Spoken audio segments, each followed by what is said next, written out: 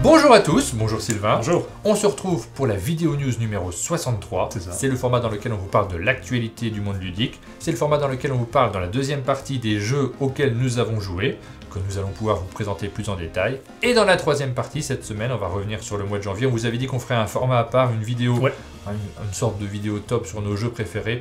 On n'a pas le temps cette semaine. Non, et voilà, pour être sincère, dans une heure, je dois prendre ma voiture. Dans moins d'une heure, je dois prendre ma voiture pour aller à mon autre travail. Donc c'est un peu speed. Mais promis, on va essayer rapidement de faire quand même un format à part entière où on prendra le temps de reparler des jeux qui nous ont vraiment plu. Là, on va le faire dans la rubrique Notre Actu. On vous avait fait un sondage, donc on révèle les résultats. On va vous dire quel est le jeu du mois de janvier. Mais avant ça, on va commencer par vous remercier, vous, comme d'habitude, ceux qui nous soutenez. Donc vous avez trois manières de le faire, soit en vous abonnant directement à la chaîne, soit en achetant vos jeux en passant par les liens d'affiliation qui sont dans la description de la vidéo. Et enfin, vous pouvez également nous laisser un don grâce à la plateforme Tipeee. Et cette semaine, on remercie tout particulièrement Longshot, Christopher, Cédric, Gilles L, Maxine et Maë qui nous ont rejoints sur Tipeee. Merci à eux. Et pour terminer, on remercie également notre sponsor, Board Game Arena, c'est donc la plateforme de jeux de société en ligne sur laquelle vous pouvez affronter des joueurs du monde entier. Et il y a plusieurs jeux qui viennent d'arriver sur Board Game Arena. Oui. On fait un tournoi chaque semaine. Et là, c'est un petit casse-tête parce que ces jeux-là, on a envie de faire un tournoi dessus. On va le faire, mais on va décaler parce qu'on aime bien alterner des jeux courts et des jeux plus longs. Et là, c'est des jeux assez longs. C'est des jeux qui sont quand même longs parce que nous, on joue en tour par tour. Et notamment Quetzal qui vient d'arriver, c'est un jeu de pose d'ouvrier. Donc il faut attendre que chaque joueur ait placé son ouvrier. Les parties peuvent durer un petit peu. On fera un tournoi sur 3 jours plutôt que de le faire sur 2 jours. Très bien. Sur 3 jours par partie. Donc Quetzal, nous on le connaissait déjà parce qu'il était arrivé en bêta il y a quelques semaines, voire quelques mois déjà. Donc ça y est, cette fois il est officiellement accessible à tous. Et l'autre grosse arrivée, c'est Abyss. Abyss, ouais, un jeu qu'on adore puisqu'on en avait fait un de nos jeux de l'année quand il était sorti. Donc c'est disponible aussi sur Board Game Arena. Les parties peuvent durer aussi un petit moment, mais on fera un tournoi dessus également.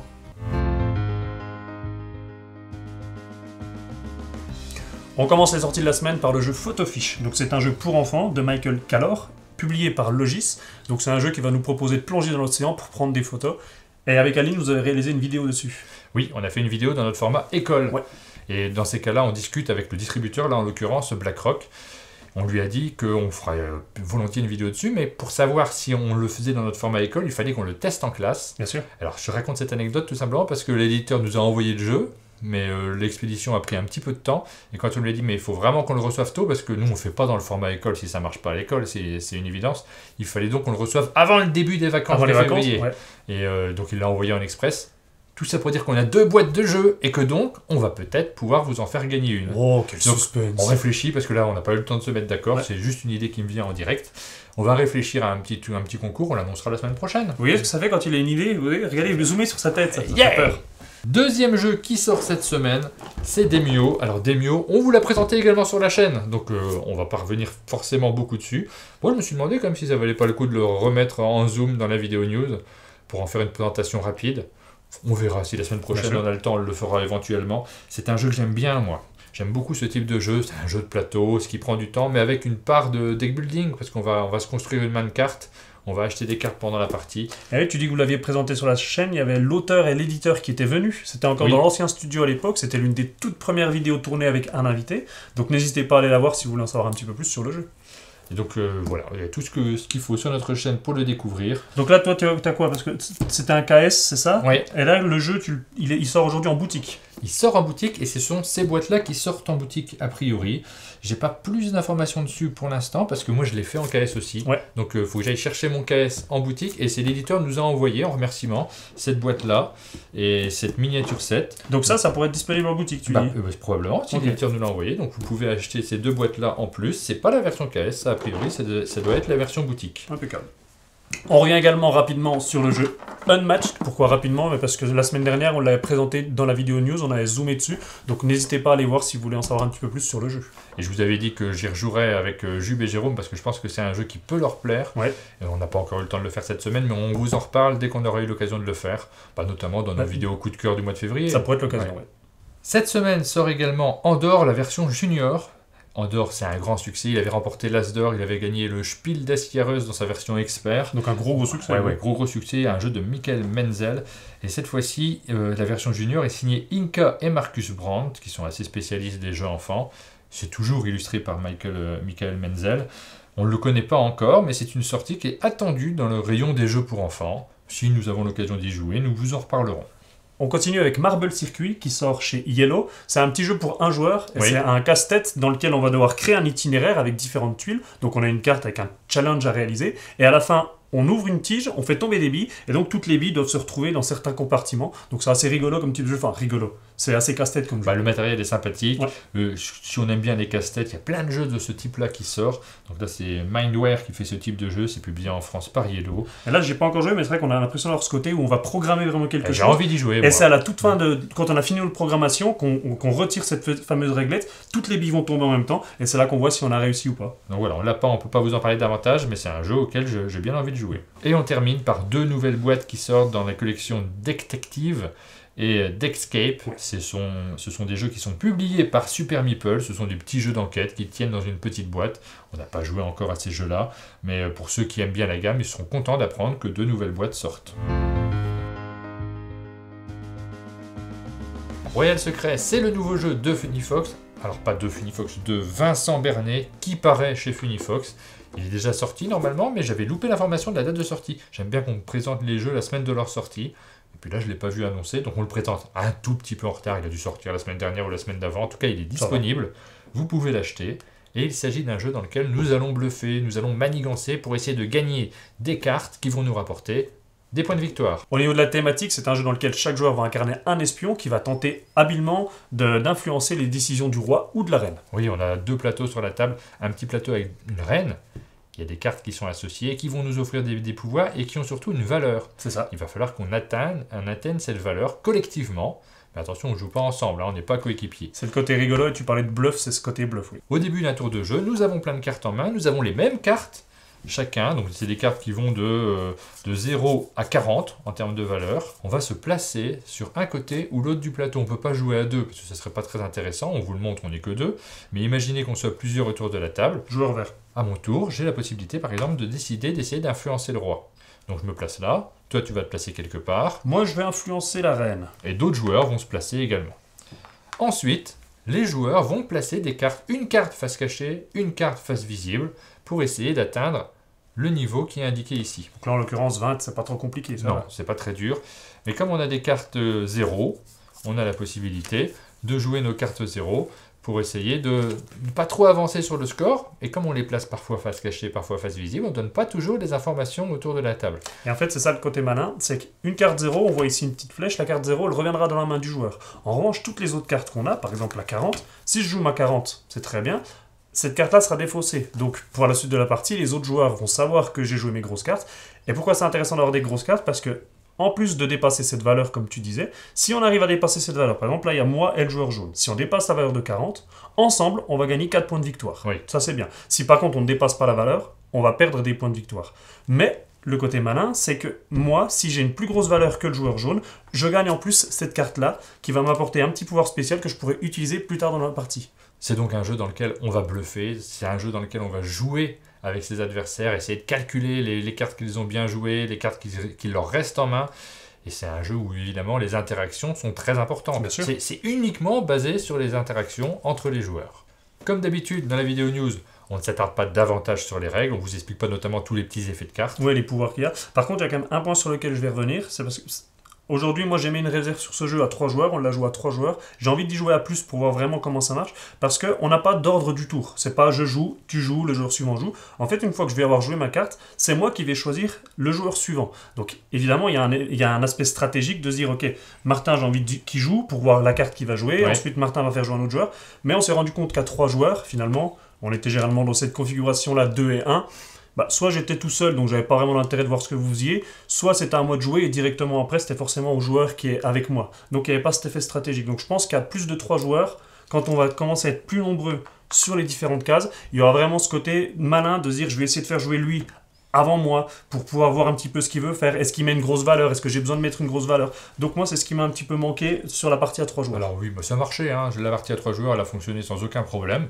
Par contre, à titre personnel, moi je ne vais pas y jouer à 3. C'est le type de jeu qui repose entièrement sur les interactions entre les Sur joueurs. l'ambiance. C'est la configuration de base. C'est clairement un jeu qui sera particulièrement agréable à 4 ou 5 joueurs. On va essayer d'influencer les autres Ouais. en disant bon écoute, t'inquiète pas, là j'ai mis une petite carte, donc mets quand même un peu de valeur. On peut essayer de bluffer alors qu'au final quand on retourne la carte c'était un 40, donc faut vraiment jouer là-dessus.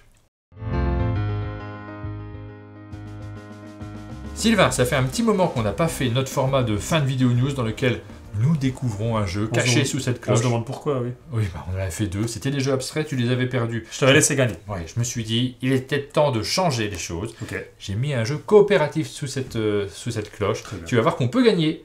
Il y aura 16 mots à trouver, je crois. Si on arrive à trouver les 16 mots, on gagne. Tu auras ta première victoire dans le format cloche. Il s'agit du jeu Mots Malins, un jeu de Blue Orange édité par Blue Orange, un jeu de Grégory Grard. Un petit jeu de mots assez malin, c'est marqué sur le titre du jeu. C'est malin, oui. Je te propose de le découvrir. On installe le jeu sur la table et on s'affronte. Ah bah, Non, c'est on joue parti. en équipe. Et on joue en oui, équipe. Pour une fois, oui. Le jeu est installé sur la table. Donc, nous avons mis 3 colonnes avec des numéros 1, 2, 3, 4, mais également Pourquoi des mots. 3? Moi, j'en compte 4. Peut-être que je vois mal. Hein.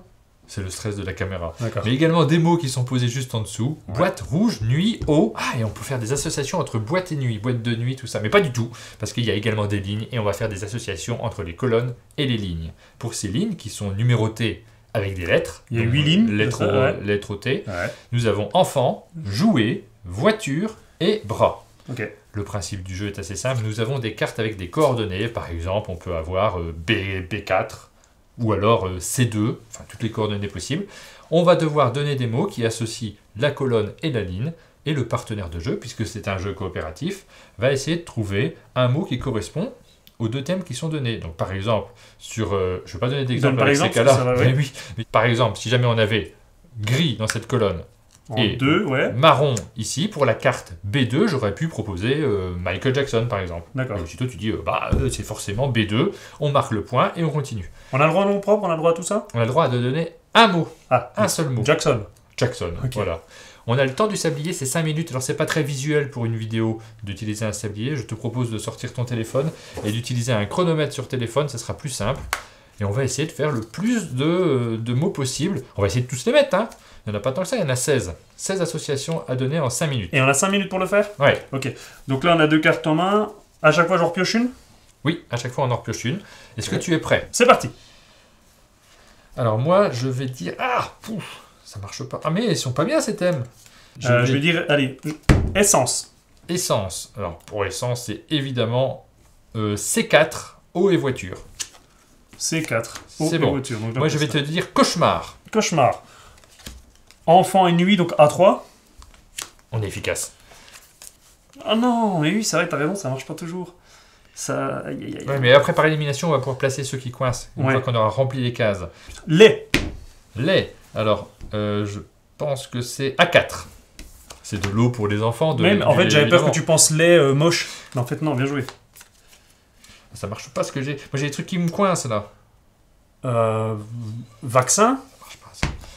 Alors, vaccin, je vais dire.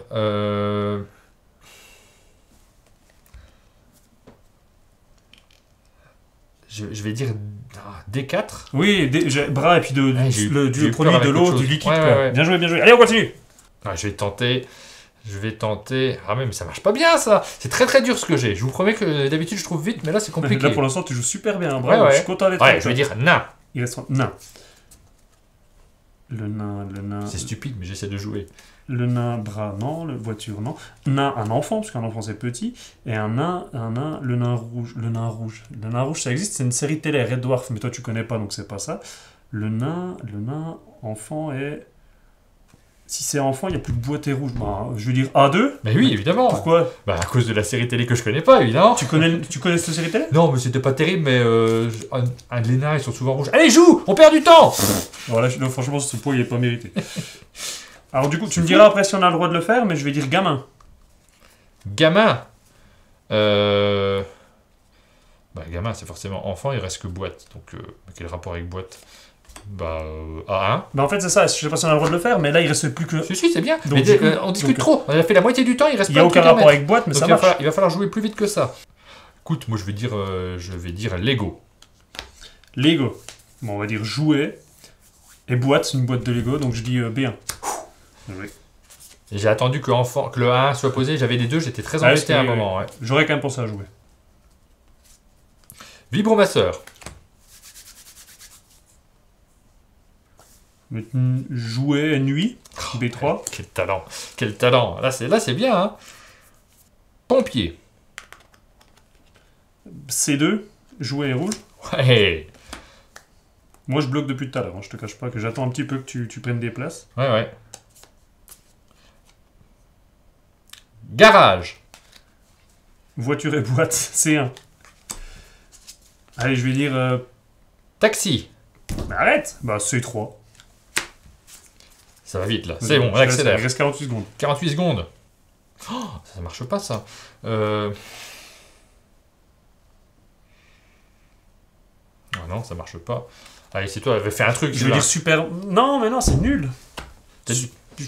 Allez, ça y est, t'y as été. Vas-y. Non, parce qu'il n'y a aucun rapport avec... Superman, allez. Il n'y a vraiment aucun rapport avec tes deux mots. Vraiment, je me rends compte après. Je l'ai trouvé. Tu vois, c'était pas si dur. Tu vois attends. Le problème, c'est que Superman, il est un peu rouge. Donc j'ai envie de mettre rouge. Il n'y a pas de rapport entre Superman et nuit, sinon tu aurais mis Batman. Donc c'est forcément un jouet rouge. C'est évidemment B2. C'est con, mais en fait, j'ai le personnage de Superman avec j'en ai 2 en main. Ah, on a fini. J'en ai 2 en main. Donc si tu veux, j'en élimine 2, moi, déjà. Donc j'avais très peu de trucs à éliminer. Ouais, donc oui, par élimination. Moi, Ah non, c'est un assez mauvais score parce qu'il y a 4 zones qu'on n'a pas remplies. Et comment ça marche le score, du coup? Il y a un classement, mais là, en fonction des cartes qu'on a jouées, on a laissé 4 espaces. Donc je sais pas quel est le score qui est indiqué, mais ça doit pas être terrible. Donne-moi la boîte, je veux voir. Alors, on a fait 12 points, donc une connexion commence à s'établir entre nous, en sachant qu'on joue en mode classique. On pourrait jouer en mode expert. C'est quoi le mode expert, du coup? En mode expert, tu as une ligne de plus, une colonne de plus, oui. Et c'est beaucoup plus complexe.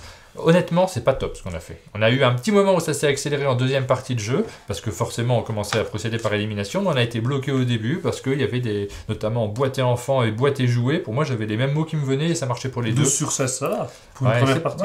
Il y a vraiment moyen de s'améliorer. Il s'agit de Mots Malins, c'est un jeu qui n'est pas sorti à ma connaissance. Je l'ai vu indiqué aux alentours de cette semaine, donc peut-être il sort cette semaine, peut-être la semaine prochaine, peut-être très vite.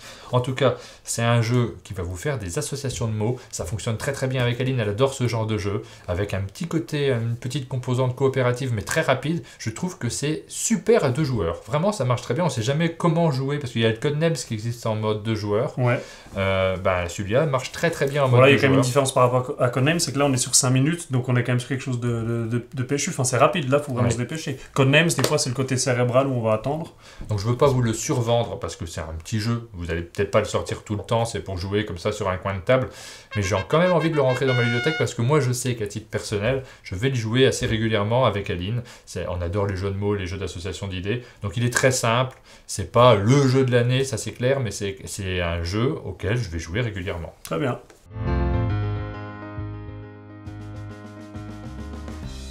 Et on se retrouve avec Aline pour vous présenter un jeu pour enfants, Dali le renard. On va jouer un renard, un chapardeur. On va essayer de récupérer des œufs de poule, c'est ça? Oui, on est Dali le renard, c'est un renard artiste. Il veut faire un tableau en utilisant plein de couleurs.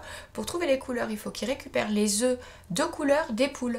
Voilà, et c'est un jeu qui est signé Vincent Bonnard, illustré par Cyril Bouquet et édité par Tiki Édition. On joue un voleur. Est-ce qu'on éteint toutes les lumières derrière nous? J'essaie de trouver une justification au fait que la séquence juste après n'aura pas de lumière. On a oublié de les allumer, on a déjà tourné le jeu juste après. Bon voilà, vous savez que pourquoi il n'y a pas de lumière de la séquence juste après. Alors, comment ça fonctionne, Dali le renard?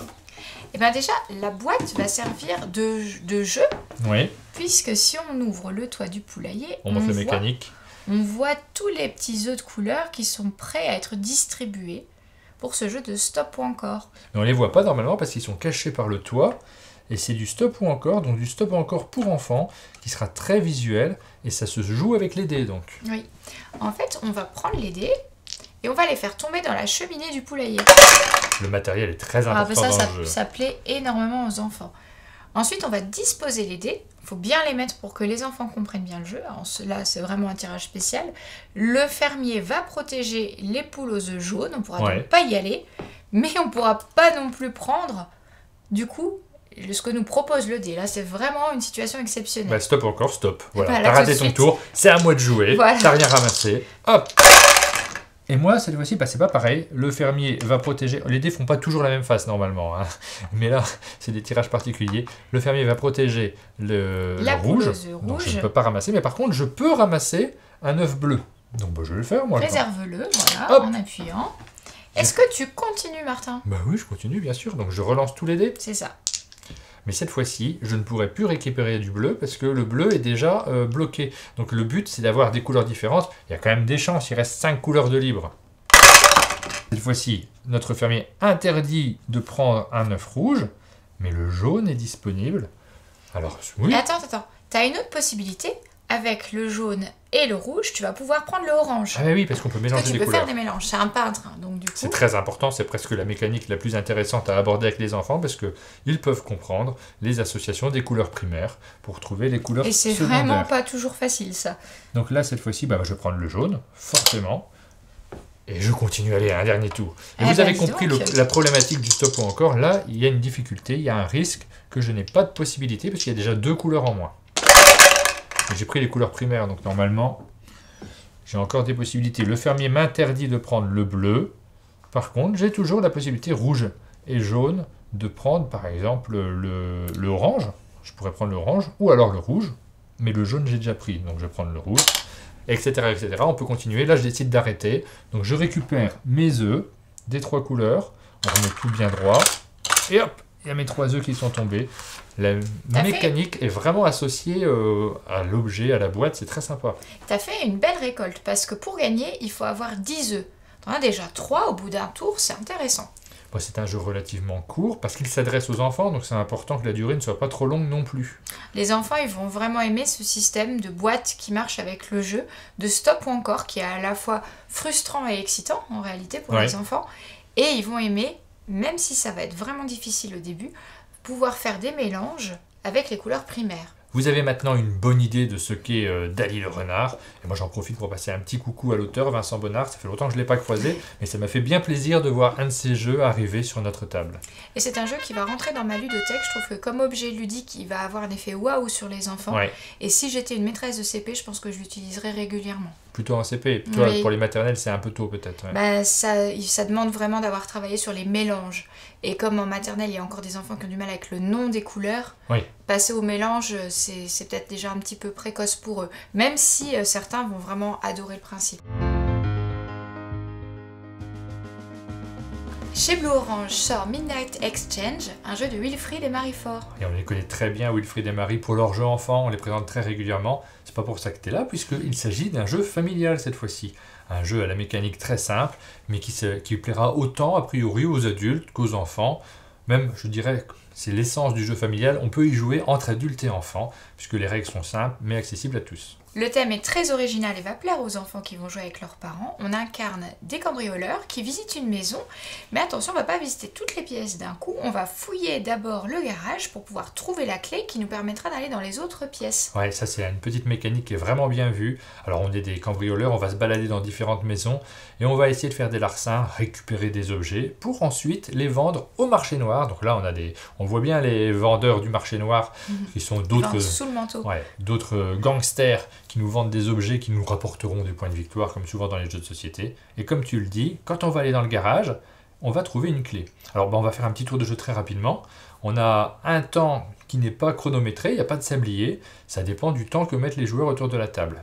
Quand on est à 2 joueurs, dès qu'un joueur décide d'arrêter de fouiller et de ramasser des objets, il ramasse le jeton 1, il stoppe la manche et l'autre joueur, tant pis pour lui s'il n'a pas suffisamment d'objets.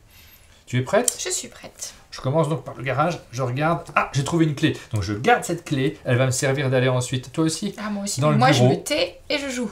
Et dans le bureau, il faut que j'essaie de trouver des billets. Ça va me servir pour les échanger sur le marché noir. Encore des billets, je vais faire ça. Ici, je le prends quand même parce que...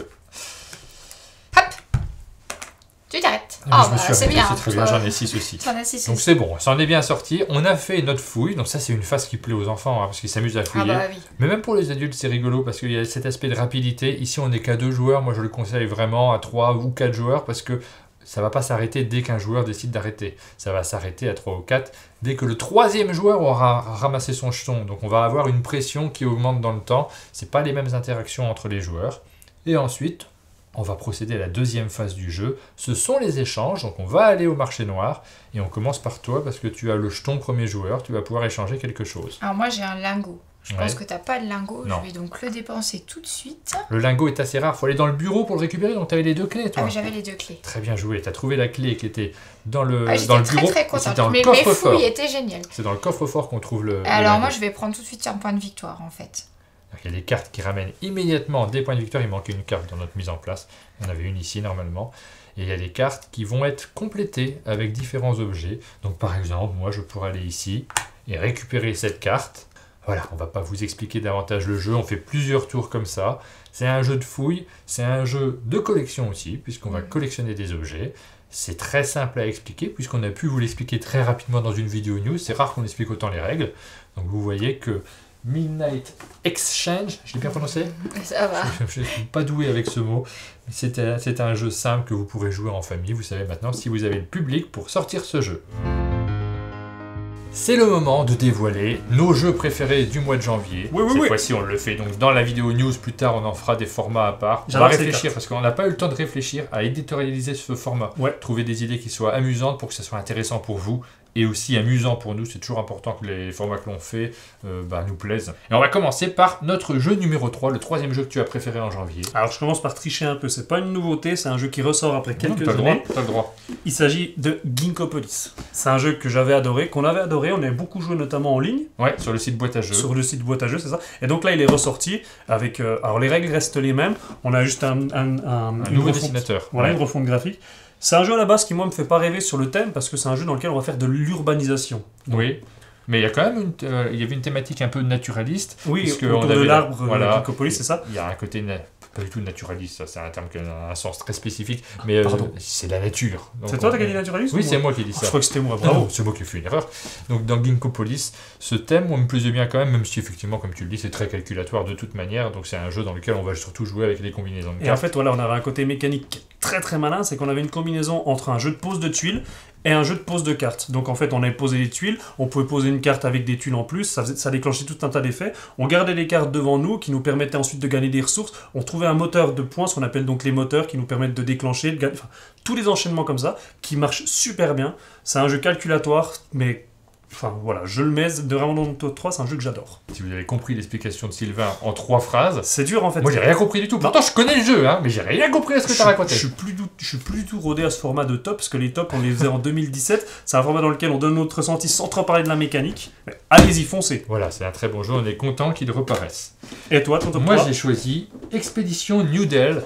Donc ça c'est un jeu qui, pour nous c'est presque une reparution aussi, parce qu'on l'avait connu au moment où il était sorti en langue anglaise, effectivement. Et c'est un jeu évolutif d'Alexander Pfister, dans lequel on a des règles relativement simples. On l'a présenté dans la vidéo news, donc vous le connaissez déjà, mais qui va évoluer au gré des parties, puisqu'on va rajouter à chaque fois un petit aspect narratif. Mais alors, très très très léger, mais c'est surtout du matériel qui change entre chaque partie. C'est ça qui est agréable. Alors en fait, tu dis narratif très très très léger, ce qui est vrai, mais on a quand même un côté... je ressens la même chose quand je joue à Paléo. C'est qu'on a très peu de narration, on n'a pas de texte quasiment, mais par contre on arrive à avoir une histoire, parce qu'à chaque tour on va avoir une carte événement qui va arriver, qui va nous raconter quelque chose. Moi ce jeu je l'ai mis, en fait tu en parlais tout à l'heure, je l'ai mis dans ma liste des regrets, parce que j'y ai joué qu'une fois, donc... J'ai hésité à le mettre dans mon top, mais mon regret c'est de ne pas y avoir joué assez parce que j'ai vraiment envie d'y rejouer, d'avoir ces événements qui arrivent, ces surprises. C'est une campagne, donc on a de nouvelles règles à chaque partie. J'avais vraiment adoré la première partie, j'ai envie d'y rejouer. On passe à notre jeu numéro 2. Quel est ton jeu numéro 2 ? Shaman. Alors Shaman, on a réalisé une petite vidéo dessus que vous pouvez voir sur notre chaîne. Avec Jube et Jérôme, c'est la première fois qu'on jouait tous les 4 autour d'une table et qu'on se filmait. C'est mon jeu numéro 2 aussi, donc je me dis je dévoile... Et donc ce jeu on l'avait découvert quand on avait fait donc, notre SN à la maison, il y a quelques mois, donc en octobre. On avait trouvé ça très très bien. On a eu l'occasion de rejouer, d'en faire également une vidéo. On a passé un super moment. N'hésitez pas à aller voir la vidéo. C'est un bon moment avec Jube et Jérôme également. Et j'ai une petite remarque supplémentaire sur Shaman. On va pas en parler davantage puisque si vous avez vu la vidéo, vous savez de quoi il retourne. Beaucoup d'interactions entre les joueurs, une part de bluff. C'est un jeu de pli mais ça va au-delà. Mais surtout, on a lu les commentaires de notre vidéo et nous avons déjà eu 3 personnes qui nous ont signalé une erreur incroyable de règle dans notre vidéo. Mais pas du tout en fait, c'est simplement que c'est des gens qui ont mal compris la règle du jeu, notamment quand un joueur défausse une carte de couleur, il peut appliquer un effet, je rentre pas dans les détails, mais vous êtes assez nombreux à ne pas avoir bien lu parce que peut-être que la règle n'est pas écrite. En fait, je sais pas si c'est parce que c'est assez clair dans la règle pourtant. Je pense que quand une personne se trompe, ça peut arriver, mais là 3 personnes qui se trompent. Je pense que c'est quand même peut-être au niveau de la règle que c'est pas très clair, je sais pas. Ben pourtant c'est clair parce que moi j'ai vérifié plusieurs fois. À chaque fois qu'on me fait cette remarque, on a toujours peur. C'est pas possible, on s'est pas trompé. Parce que nos vidéos on les fait valider par l'éditeur aussi, donc en général il y a plusieurs personnes qui repassent dessus. Normalement il n'y a pas trop d'erreurs dedans. Et donc il n'y a pas d'erreur, mais il y a quand même une phrase qui n'est pas toujours très bien comprise. Peut-être plusieurs types d'interprétations possibles, ou peut-être un petit point, je sais pas. Moi je sais que nous on l'avait bien lu.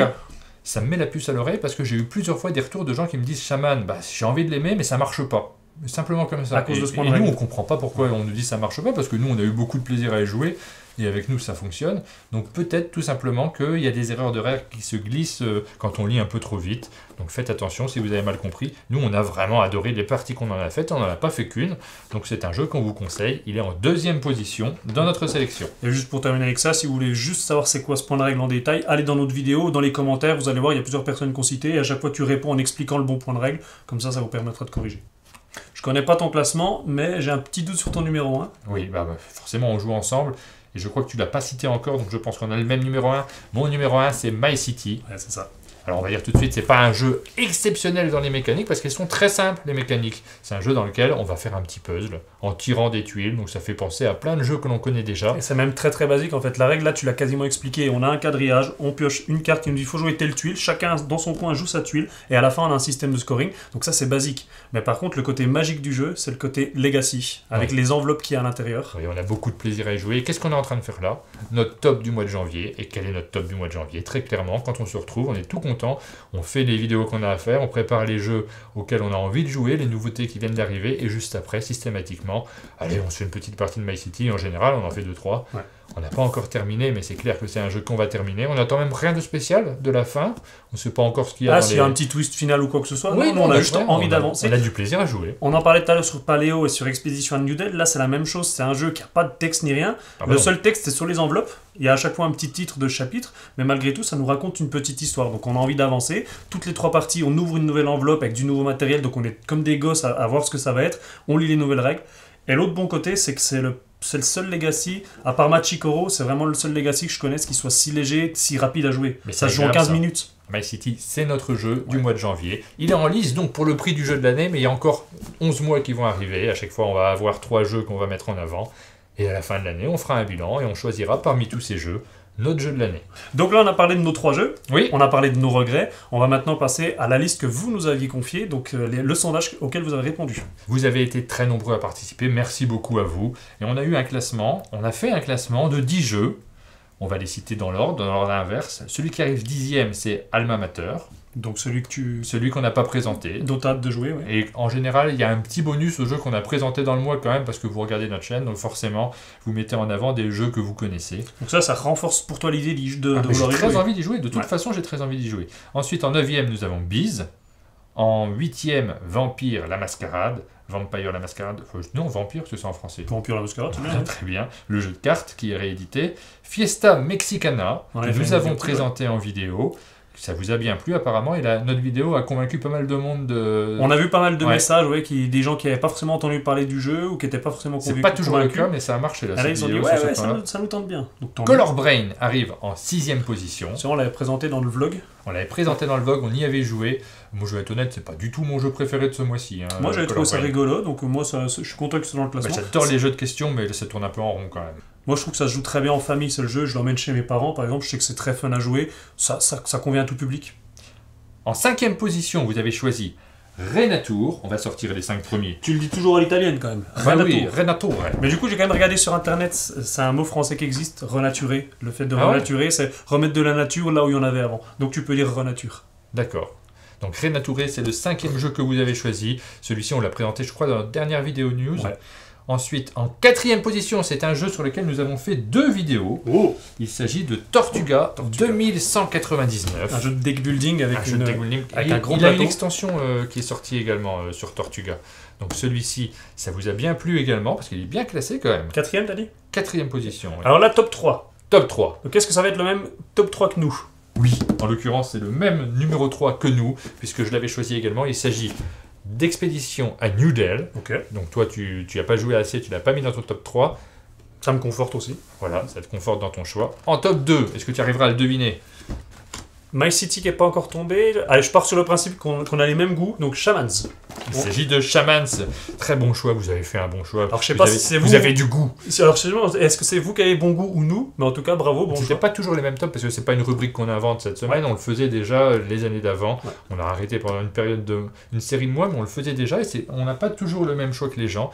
Mais cette semaine, ce mois-ci en tout cas, nous avons les mêmes choix que vous, puisque le numéro 1, c'est My City, bravo. Évidemment. Voici vos 5 jeux préférés. Donc vous avez les mêmes jeux que nous, quasiment, parce que toi tu avais Ginkgopolis également. Ouais, mais je pense que les gens se sont dit, vu que c'est une réédition, on le met pas. Mais sinon, ils l'auraient forcément mis.